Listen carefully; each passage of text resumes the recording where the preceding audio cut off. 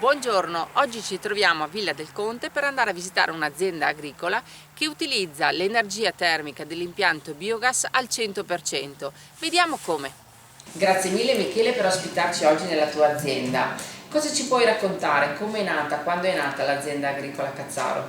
Innanzitutto grazie a voi per la vostra visita e per l'interessamento alla nostra azienda.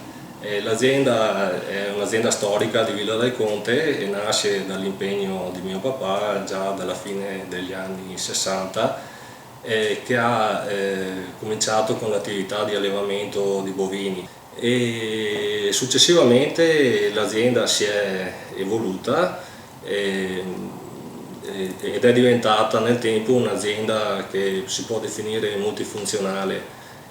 Questo perché già dagli anni 80 si è capito l'importanza di diversificare le attività. La prima idea che è nata è stata quella di dedicarci all'acquacultura. Quali sono le specie ittiche che allevate all'interno della vostra azienda? Allora, la prima specie che è stata introdotta è l'anguilla dall'81 con la prima introduzione fino agli anni 2000. Poi per esigenze di mercato abbiamo diversificato anche le specie all'interno dell'allevamento, prima con lo storione e poi con il persico spigola, che sostanzialmente è una sorta di branzino d'acqua dolce.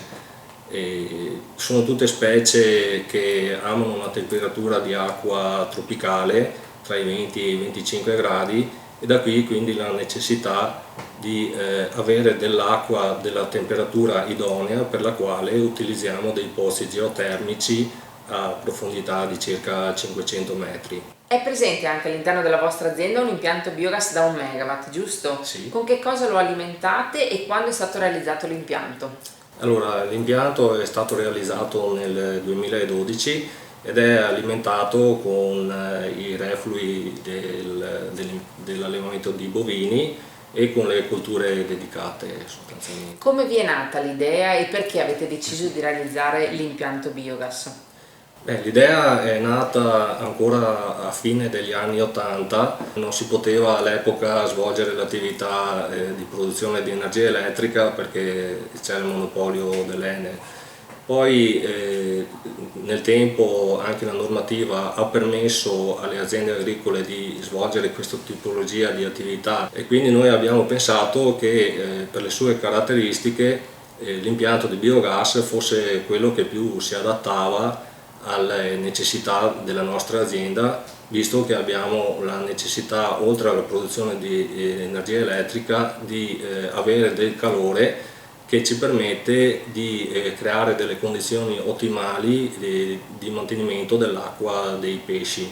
Anche perché uno dei punti di forza dell'impianto biogas all'interno della vostra azienda è che voi riuscite ad utilizzare quotidianamente il 100% dell'energia termica che producete. Esatto, noi abbiamo uno stabilimento di lavorazione del pesce che viene teleriscaldato dall'impianto di biogas, quindi la fonte di calore deriva direttamente dall'energia rinnovabile del biogas, oltre al teleriscaldamento delle nostre abitazioni, e tutto il rimanente va per teleriscaldare l'acqua dell'allevamento ittico. Che vantaggi avete avuto con l'utilizzo dell'energia termica direttamente per riscaldare le vasche dove allevate i vostri pesci? I nostri pesci amano vivere in una temperatura ottimale ed hanno il massimo delle performance dell'accrescimento in una temperatura compresa tra 20 e 25 gradi. Per questo motivo noi utilizziamo l'acqua proveniente da pozzi geotermici che hanno una profondità di circa 500 metri e integriamo poi per arrivare alle temperature ottimali con il calore dell'impianto di biogas. E cosa ci dice invece del digestato che risulta al termine del processo di digestione anaerobica? Lo utilizzate presso la vostra azienda, lo cedete a terzi o cosa fate? Il digestato lo usiamo in forma separata solido e separato liquido e lo utilizziamo sia nei nostri terreni sia in terreni di terzi. Prima mi raccontavi un episodio in cui avete iniziato a gestire dei terreni agricoli e che avete trovato che erano in condizioni pessime per quanto riguarda la sostanza organica. Che cosa è cambiato per quei terreni da quando utilizzate il digestato? Con il digestato siamo riusciti nel giro di un paio d'anni a parificare la produzione e quindi abbiamo visto un notevole miglioramento della tessitura del terreno e anche della fertilità dello stesso. Ti chiedo questo, Michele, ad oggi riusciresti a vedere la tua azienda agricola senza l'impianto biogas? No, non sarebbe possibile perché la stessa produzione alimentare si sostiene grazie alla spinta in più che ha dato l'impianto di biogas, che ci ha permesso in sostanza di realizzare all'interno della nostra azienda una piena economia circolare. Grazie mille Michele per il tempo che ci hai dedicato e per averci fatto visitare la tua azienda. Grazie a voi. Tu Enrico, all'interno dell'azienda agricola ti occupi della gestione agronomica. Com'è cambiata l'attività da quando avete anche il digestato da poter utilizzare sui vostri terreni? Allora, dal momento in cui abbiamo avuto la possibilità di utilizzare il digestato all'interno della campagna, si è dimostrato un notevole aumento della fertilità dei terreni che non subivano la concimazione con sostanza organica, quale poteva essere ad esempio liquame e letame.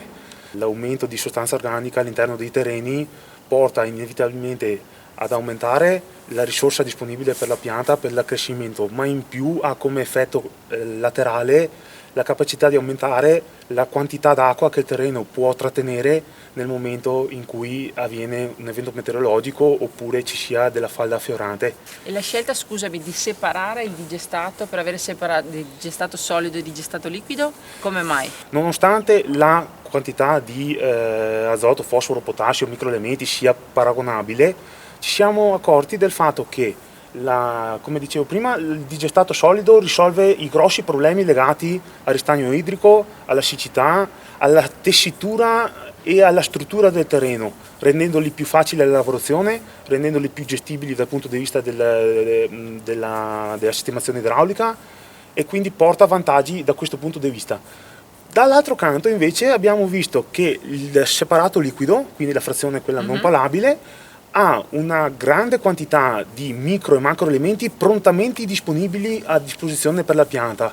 Questo è stata ad esempio una cosa che abbiamo scoperto tra virgolette per caso nel momento in cui siamo andati a fare l'utilizzazione agronomica del digestato su autunno vernini, quindi stiamo parlando di frumento, di orzo. Nel momento della levata del frumento ci siamo accorti che c'erano degli angoli di terreno o comunque delle fasce che crescevano di più e poi nel guardare come era stato distribuito il digestato ci siamo accorti che dove era stata fatta la passata la pianta aveva risposto in maniera più positiva e aveva creato questo gap di produzione rispetto a quello che non era stato trattato.